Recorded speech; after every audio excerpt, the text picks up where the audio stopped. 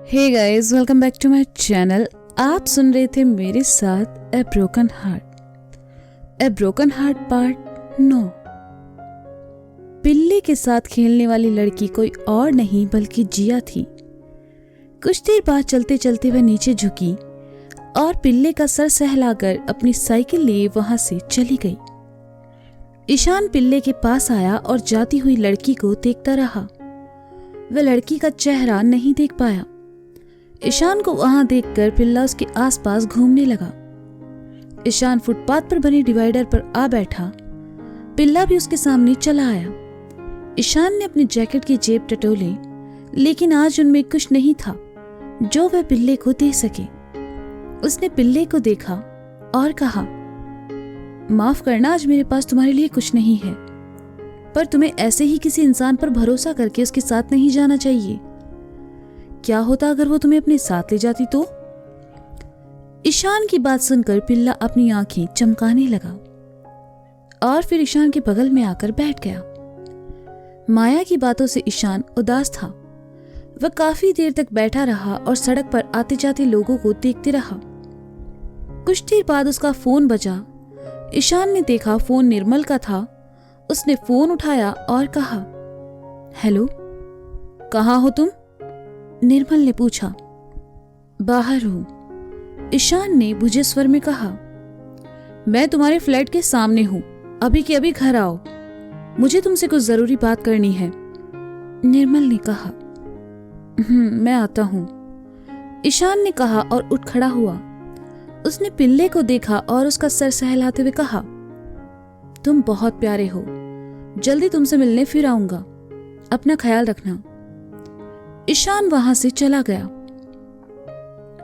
आधे घंटे बाद ईशान अपने फ्लैट के सामने पहुंचा तो देखा निर्मल दरवाजे के बाहर ही खड़ा है। ईशान आया, उसने दरवाजा खोला और निर्मल को अंदर आने को कहा। निर्मल अंदर चला आया और थोड़ा गुस्से से कहा, तुम चाहते क्या हो? मतलब? ईशान ने सामने से सवाल किया। मतलब ये कि मैंने जहां रेफरेंस दिया था वहां तुमने इंटरव्यू क्यों नहीं दिया? निर्मल ने डाइनिंग की कुर्सी खिसकाकर बैठते हुए कहा। 2 महीने बाद मेरा ऑडिशन है, मुझे उसकी तैयारी करनी है। ईशान ने पानी की बोतल निर्मल की तरफ बढ़ाकर कहा। वो ठीक है, लेकिन तब तक तुम क्या करोगे? खाओगे कहां से और फ्लैट का रेंट कैसे दोगे? देखो ईशान, यहां रहकर तुम सिर्फ अपना वक्त बर्बाद कर रहे हो। तुम एक अच्छे सॉफ्टवेयर इंजीनियर हो, सालों में लाखों कमा सकते हो, लेकिन न जाने क्यों तुम दूसरी चीजों में उलझे हो। ऑडिशन की तैयारी तुम अपने घर रहकर भी कर सकते हो, निर्मल ने ईशान को समझाते हुए कहा। मैं घर नहीं जा सकता, माया यहाँ है, ईशान ने धीरे से कहा। अगर ये हालात रहे तो एक दिन वो भी तुम्हें छोड़कर चली जाएगी, निर्मल ने कहा।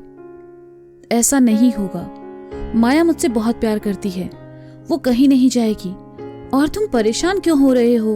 मैं कुछ न कुछ कर लूंगा, ईशान ने किचन प्लेटफॉर्म की तरफ जाते हुए कहा। ईशान, तुम एक लड़की के लिए अपना करियर, अपनी लाइफ, अपना वक्त बर्बाद कर रहे हो। माया अपनी लाइफ में सेटल है, तुम्हें भी अपने बारे में थोड़ा सोचना चाहिए, निर्मल ने समझाते हुए कहा।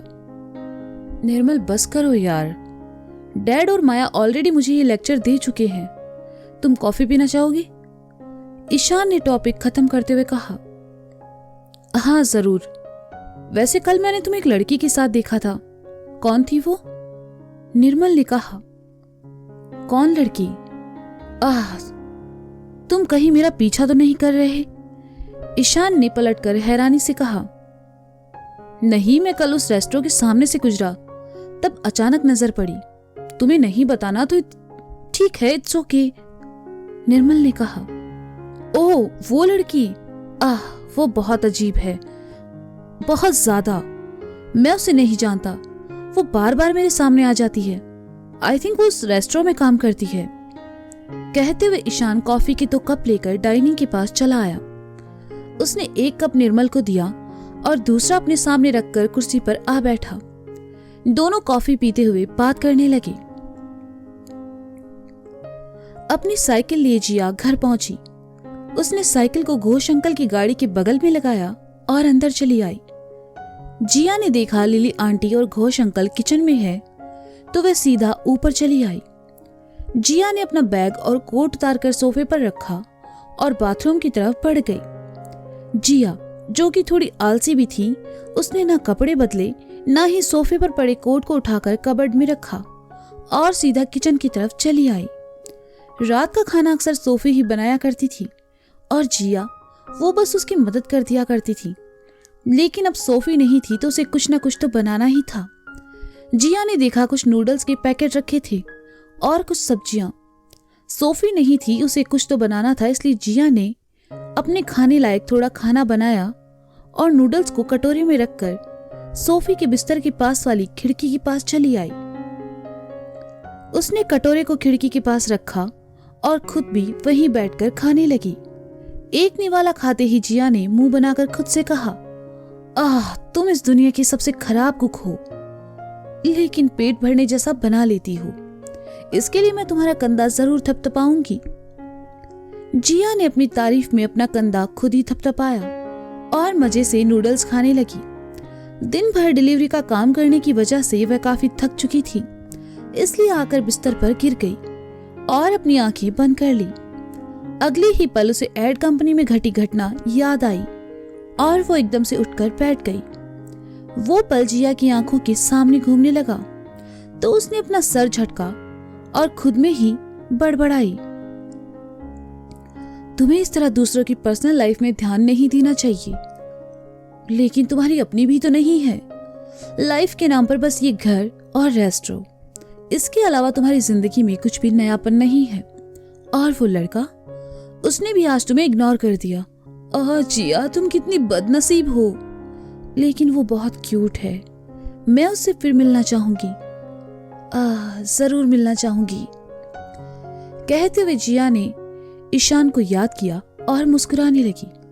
कुछ देर बाद वह सोने चली गई। मुझे लगा नहीं था तुम आओगी, श्रेया की पार्टी में माया को देखकर देवांश ने हैरानी से कहा। हाँ, वैसे मैं नहीं आना चाहती थी, लेकिन मेरा मूड ऑफ था। सोचा क्यों ना श्रेया की पार्टी ही अटेंड कर ली जाए, इसलिए मैं चली आई। माया ने बुझे मन से कहा, तुम्हारा उससे फिर झगड़ा हुआ क्या? मुझे तो ये समझ नहीं आता माया कि तुम उसे इतना झेलती क्यों हो। देवांश ने अपने हाथ में पकड़ी ड्रिंक का घूंट भरते हुए कहा। कम ऑन देवांश, मैं यहाँ अपना मूड ठीक करने आई हूँ, इसे और खराब मत करो। माया ने चिढ़ते हुए कहा। फिर तो तुम बिल्कुल सही जगह आई हो, कम। देवांश ने माया की कमर में बांह डालते हुए कहा और आगे बढ़ गया। देवांश माया को लेकर सबके बीच आया और वहां रखे रंग बिरंगे ड्रिंक्स में से एक उठाकर माया की तरफ बढ़ा दी और सबने एक साथ चीयर्स किया। तेज म्यूजिक बजने लगा जिसकी धुन पर सब थिरकने लगे। देवांश माया के साथ डांस कर रहा था और साथ ही उसके काफी करीब भी आ गया, जिसमें माया भी उसका भरपूर साथ दे रही थी। कुछ पल के लिए माया ईशान के साथ हुई बहस को भूल गई और पार्टी एंजॉय करने लगी। देवांश सर भी ना एक मौका नहीं छोड़ते इस माया के आगे पीछे घूमने का। पार्टी में आई ऑफिस की एक लड़की ने दूसरी से कहा, देवांश सर ने तुम्हें घास नहीं डाली इसलिए जलन हो रही है। दूसरी लड़की ने उसका मजाक उड़ाते हुए कहा, हाँ, मैं उस माया से जलूंगी। पहली लड़की ने इतराते हुए कहा, तुम जल रही हो क्योंकि तुम माया मैडम जैसी नहीं बन सकती, वरना आज देवांश सर होते तुम्हारे, मैं चलती हूँ। दूसरी लड़की ने मुस्कुराते हुए कहा और वहां से चली गई। पहली लड़की का चेहरा गुस्से से लाल हो गया और वो भी वहां से चली गई। देवांश और माया डांस करके थक गए तो सोफों की तरफ चले आए। देवांश ने माया को बैठने को कहा और खुद चला गया। थोड़ी देर बाद देवांश अपने हाथ में 2 ड्रिंक लिए आया और उनमें से एक माया की तरफ बढ़ा दिया। माया ने ग्लास लिया और धीरे धीरे उसे पीने लगी। उसके बगल में बैठा देवांश प्यार भरी नजरों से मुस्कुराते हुए उसे ही देख रहा था। माया भी एक घूंट भरते हुए उसे देखने लगी। कुछ देर बाद श्रेया ऑफिस के कुछ लोगों के साथ वहां चली आई और वाइन की बोतल खोलते हुए कहा, गाइस, आज मेरा बर्थडे है, सो ये वाइन आज की इस खूबसूरत शाम के नाम।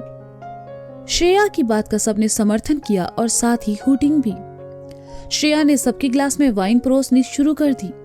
श्रेया ने जैसे ही वाइन माया के ग्लास में डालनी चाहिए तो माया ने अपना हाथ पीछे करते हुए कहा, नो थैंक यू, मैं हार्ड ड्रिंक नहीं करती, only soft drink. Oh come on Maya, आज मेरा बर्थडे है, आज तो मना मत करो प्लीज।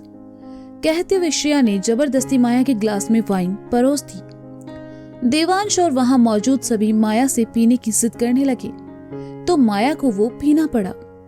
देर रात पार्टी खत्म हुई और अब तक माया इतना पी चुकी थी कि उसे होश भी नहीं था। सभी अपने अपने घर के लिए निकल गए। देवांश ने देखा माया ठीक से चल भी नहीं पा रही है तो वह उसके पास आया और उसे सहारा देकर आगे बढ़ गया। नशे में होने की वजह से माया गाड़ी में ही सो गई। देवांश की उस पर नजर पड़ी तो वह बस उसे देखता ही रह गया। उस शाम माया उसे बहुत खूबसूरत नजर आ रही थी। देवांश नशे की हालत में माया को उसके घर लेकर नहीं जा सकता था, इसलिए उसे लेकर अपने घर चला आया। उसने माया को गोद में उठाया और अंदर कमरे में ले गया। देवांश यहाँ अपने नौकर के साथ अकेला ही रहता था, इसलिए उसे कोई परेशानी नहीं हुई। वह माया को लेकर अपने कमरे में आया और उसे बिस्तर पर लिटा दिया। देवांश वहां न रुककर कमरे से बाहर निकल गया और हॉल में पड़े सोफे पर आकर सो गया। वह माया को पसंद करता था लेकिन उसका फायदा उठाना नहीं चाहता था। देर रात अपने कमरे की खिड़की के पास खड़े ईशान ने माया का नंबर डायल किया तो दूसरी तरफ से आवाज आई, the number you are trying to reach is currently switch off, please try after some time. Ishaan ने फोन साइड में रखा और खिड़की के बाहर देखने लगा। तो दोस्तों ये था ए ब्रोकन हार्ट भाग 9। इसका अगला भाग आप जल्द ही सुनेंगे मेरे साथ। अब तक के लिए शुक्रिया, बाय बाय, अपना ख्याल रखिए और हाँ, सुनते रहें ए ब्रोकन हार्ट मेरे साथ। कहानी को लाइक और शेयर करना बिल्कुल ना भूलिए। Bye bye.